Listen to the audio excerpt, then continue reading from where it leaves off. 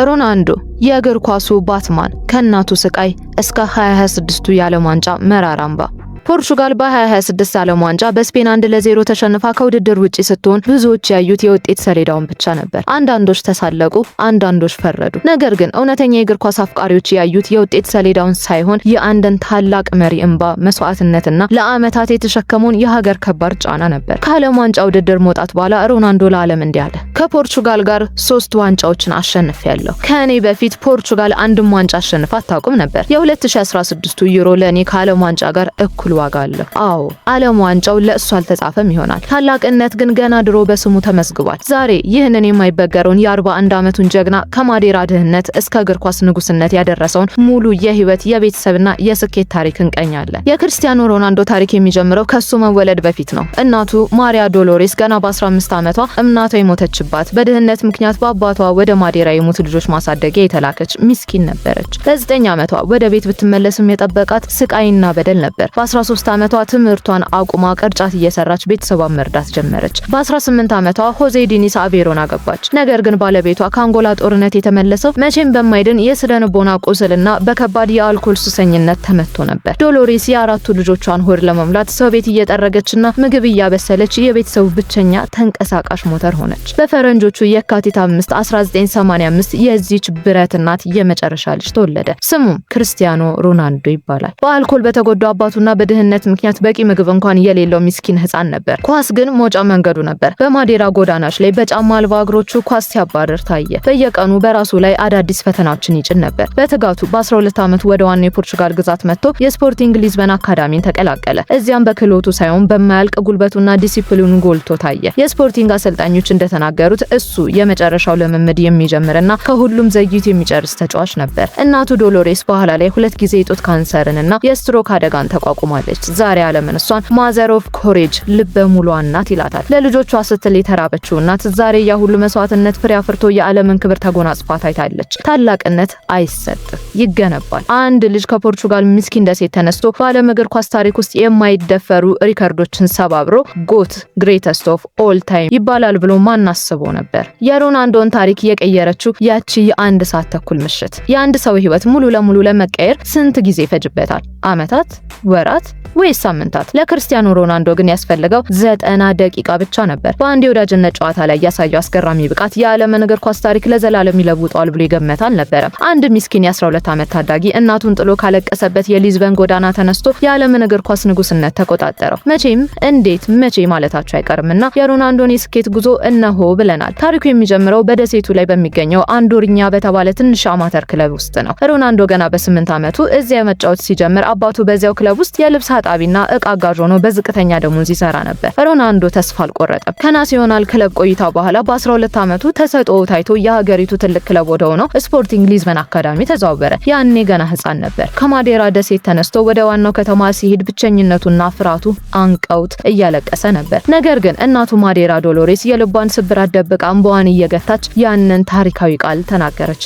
ሂድና ህልምህን አሳካ። ሮናልዶ የእናቱን ቃል በትከሻው ተሸክሞ ጉዞን ጀመረ። ጥቅምት 7 ቀን 2002 ዓመተ ምህረት እድሜው ገና 17 ሲሆን በስፖርቲንግ ዋና ቡድን ማሊያ የመጀመሪያውን ጨዋታውን በቋሚነት ጀመረ። በዚያ ጨዋታ ላይ በሙይሬንሴ ክለብ ላይ 2 አስደናቂ ጎሎችን ከመረብ አሳረፈ። ዓለም አዲስ ኮከብ እየተወለደ መሆኑን በይፋ ያየችበት የመጀመሪያው ታሪካዊ ቅጽበት ነበረች። ነገር ግን የሮናልዶን ህይወት ከአጥቂነት ወደ ንጉስነት ያሸጋገረው እውነተኛው ተአምር የመጣው በነሐሴ 2003 ዓመተ ምህረት ነበር። ስፖርቲንግ ሊዝበን አዲሱን ስቴዲየም ለመመረቅ ከታላቁ ማንቸስተር ዩናይትድ ጋር የወዳጅነት ጨዋታ አዘጋጀ። እድሜው 18 የነበረው ሮናልዶ ሜዳው ላይ ሲገባ እንደ እሳት ይነድ ነበር። በዚያች ምሽት ሮናልዶ ያሳየው ፍጥነት፣ የአካል ብቃትና ኳስን የማዞር ብቃት የማንቸስተር ተከላካዮችን በተለይ ጆን ኦሼን ትንፋሽ አሳጣቸው። ጨዋታው ሲያልቅ በማንቸስተር ዩናይትድ ተጫዋቾች ክፍል ውስጥ መነጋገሪያው እሱ ብቻ ነበር። ተጫዋቾቹ ወደ ታላቁ አሰልጣኝ ሰር አሌክስ ፈርጉሰን ሮጠው ሄዱና በጉጉት እንዲህ አሏቸው፣ አሰልጣኝ ይህንን ድንቅ ሊሳኒት ዛሬ ከዚህ ስቴዲየም አንወጣም። ፈርጉሰንም አልተጠራጠሩም። ወዲያውኑ በስተጀርባ ፈጣን ድርድር አድርገው በ12.24 ሚሊዮን ፓውንድ ወደ ማንቸስተር ዩናይትድ ወሰዱት። ይህ ዝውውር የሮናልዶን ታሪክ ለዘላለም የቀየረ ታላቁ የህይወት አጋጣሚ ሆነ። ፈርጉሰን እንደ እግር ኳስ አባት ሆነው ታዋቂውን የቁጥር 7 ማሊያን ሰጥተው በራሱ ላይ የማይነቃነቅ እምነት እንዲኖረው አደረጉት።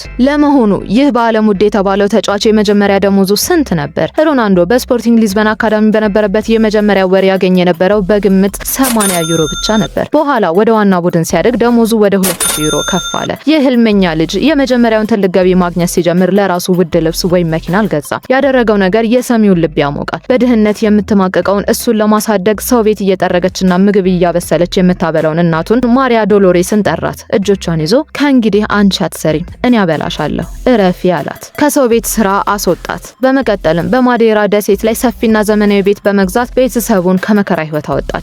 የውለታ አከፋፈሉ እዚህ ላይ አላበቃም። በልጅነቱ ለስፖርቲንግ አካዳሚ ለመመረጥ በነበረ ጨዋታ ላይ ግብ ጠባቂውን አልፎ ብቻውን እያለ ኳሱን ለሮናልዶ አቀብሎት እሱ እንዲመረጥ ያደረገው ታማኝ ጓደኛው አልበርት ፋንትራው ነበረ። ሮናልዶ ከጨዋታው በኋላ ለምን ሰጠኸኝ ሲለው አልበርት ምክንያቱም አንተ ከኔ ትበልጣለህ ብሎት ነበር። ሮናልዶ ታላቅ ሀብታም ሲሆን ይህንን ጓደኛውን አልረሳውም። ትልቅ ቤትና መኪና በመግዛት ውለታውን በወርቅ መልሶለታል። ያ በስቃይና በረሃብ ያደገው ከችግረኛ ቤተሰብ የወጣው በስፖርቲንግ ሊዝበን አካዳሚ በወር 80 ዩሮ በመከፈል የጀመረው በአሁኑ ሰዓት በ2026 1.2 እስከ 1.4 ቢሊዮን የተጣራ ሀብት ያለው የዓለማችን ቁጥር 1 ባለ ሀብት ተጫዋች ነው። እንዲሁም በታሪክ ውስጥ በጨዋታ ዘመኑ ብቻ ከ1 ቢሊዮን ዶላር በላይ ገቢ ማግኘት የቻለ የመጀመሪያው የቡድን ስፖርት ተጫዋች ነው። ክርስቲያኖ ሮናልዶ ከእግር ኳስ ውጪ በብዙ የሥራ ዘርፍ የተሰማራ አስደናቂ እግር ኳስ ተጫዋች ሲሆን እጅግ ግዙፍ የሀብት ግዛትና ኢንቨስትመንቶች አሉት። ከነሱም ውስጥ የሆቴልና የቱሪዝም ዘርፍ ከታዋቂው የፖርቹጋል ሆቴል ግሩፕ ፔስታና ጋር በመተባበር ፔስታና CR7 የተባሉ ዘመናዊ ባለ 5 ኮከብ ሆቴሎችን በሊዝበን፣ ማዴራ፣ ማድሪድ፣ ኒውዮርክ እና ማራኬሽ ውስጥ ያለው የፋሽንና የውበት ዘርፍ የራሱን ታዋቂ ብራንድ በመጠቀም የውስጥ ሱሪዎችን፣ አልባሳትን፣ ጫማዎችንና ሽቶዎችን CR7 ፍራግራንስ በማምረት በዓለም አቀፍ ደረጃ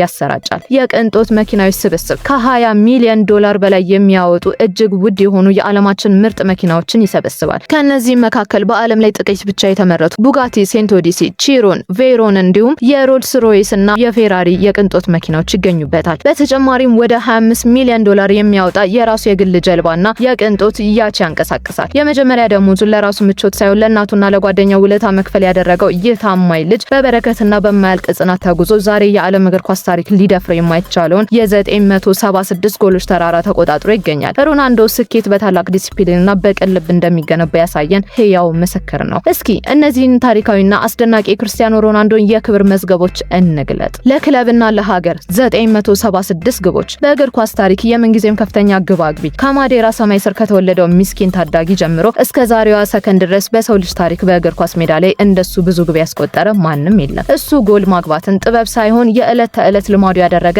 የዓለማችን ብቸኛው ጎል አዳኝ ነው። የሀገር ኩራት 146 ግቦች። በዓለም አቀፍ ደረጃ የምንጊዜም ከፍተኛ ግብ አግቢ የሀገሩን የፖርቹጋልን ማሊያ ለብሶ 146 ጊዜ የተቃራኒ ቡድኖችን መረብ ቀዷል። በብሔራዊ ቡድን ደረጃ ክብረ ወሰኑን ሰብሮ በብቸኝነት የዓለምን አናት ተቆጣጥሯል። የሻምፒየንስ ሊግ 140 ግቦች። በአውሮፓ ሻምፒየንስ ሊግ የምንጊዜም ከፍተኛ ግብ አግቢ የአውሮፓ ሻምፒየንስ ሊግ መዝሙር ሲዘመር ሮናልዶ ወደ ሌላ ፍጡር ይቀየራል። የዚህ ታላቅ መድረክ የምንጊዜም ቁጥር 1 ንጉሱ እሱ ነው። ልክስና በሜዳ ላይ 42 አሲስቶች። በአውሮፓ ሻምፒየንስ ሊግ የምንጊዜም ከፍተኛ አሲስት አድራጊ ሮናልዶ ራስ ወዳድ ነው ለሚሉ ሁሉ ትልቁ ምላሽ ይህ ነው። ጎል ከማስቆጠር ባለፈ 42 ጊዜ ለጓደኞቹ ለግብ የሚሆኑ አስደናቂ ኳሶችን በማመቻቸት በአውሮፓ መድረክ የምንጊዜም ቀዳሚው ረዳት ነው። የአውሮፓ አውሎ ንፋስ 14 ግቦች። በአውሮፓ ዋንጫ ዩሮ ታሪክ የምንጊዜም ከፍተኛ ግብ አግቢ። በአውሮፓ እግር ኳስ ታሪክ ትልቁ በሆነው የሀገራት ውድድር ላይ 14 ግቦችን በማስቆጠር የውድድሩን ታሪክ በራሱ ቀለም የጻፈ ጀግና ነው። የዓለም ዋንጫ ታሪክ ጸሐፊ 6 ተከታታይ ውድድሮች። በ6 ተከታታይ የዓለም ዋንጫ ላይ ግብ ያስቆጠረው ብቸኛው ተጫዋች። ትውልዶች ያልፋሉ፣ ታሪኮች ይቀየራሉ። እሱ ግን በ6 የተለያዩ የዓለም ዋንጫ ላይ በታሪክ ለመጀመሪያ ጊዜ መረብ በማንቀጥቀጥ የማይደፈርና የማይረሳ አሻራውን ጥሏል። እድሜን ያሸነፈው ብረት 41 ዓመት ከ151 ቀን በዓለም ዋንጫ የጥንካሬ ማጣሪያ ኖካውት ጨዋታ ላይ የተሰለፈው አንጋፋው ተጫዋች ለሱ እድሜ ቁጥር ብቻ ነው። በ41 ዓመቱ አብዛኛው ተጫዋች ጫማውን ሰቅሎ በሚያርፍበት እድሜ እሱ ግን በዓለማችን አስቸጋሪ በሆነ የዓለም ዋንጫ የጥንካሬ ማጣሪያ ጨዋታ ላይ በብረት ጥንካሬው ተሰልፎ ተጫውቷል። የነጩ ንጉሳዊ ክለብ ታሪክ 451 ግቦች። ለሪያል ማድሪድ ክለብ በታሪክ የምንጊዜም ከፍተኛ ግብ አግቢ። በክፍለ ዘመኑ ምርጥ በተባለው ክለብ ሪያል ማድሪድ ውስጥ በታሪክ ብዙ ግብ ያስቆጠሩ በርካታ ታላላቅ ስሞች ነበሩ። ሮናልዶ ግን በ451 ግቦች የክለቡን ታሪክ ወደ ሌላ ምዕራፍ ያሻገረ ብቸኛ መሪ ነው። እነዚህ ቁጥሮች ዝም ብለው የተገኙ አይደሉም። የደም፣ የእንባ፣ የላብና የአስደናቂ ዲሲፕሊን ውጤቶች ናቸው። ለዚህ ነው ዓለም ሮናልዶን የማይበገረው ባትማን የምትለው። ከሜዳ ውጭ ያለው ህይወቱ ደግሞ ይበልጥ ያስደምማል። ደም አዘውትሮ ስለሚለግስ በሰውነቱ ላይ አንድም ንቅሳት የለውም። አያጨስም፣ አልኮል አይጠጣም። ከዚህ ባለፈም ለሆስፒታሎች፣ ለአደጋ አገዛዎችና ለህፃናት ማህበራት በሚሊዮኖች የሚቆጠር ዶላር ያለ ብዙ ማስታወቂያ ይለግሳል። አሁን ደግሞ የክርስቲያኖ ሮናልዶን ማንም የማያውቃትን የልጁን ሚስጥራዊ እናትና የፍቅር ህይወት እናስቃኛችሁ። ይህንን ምስል ተመልከቱት።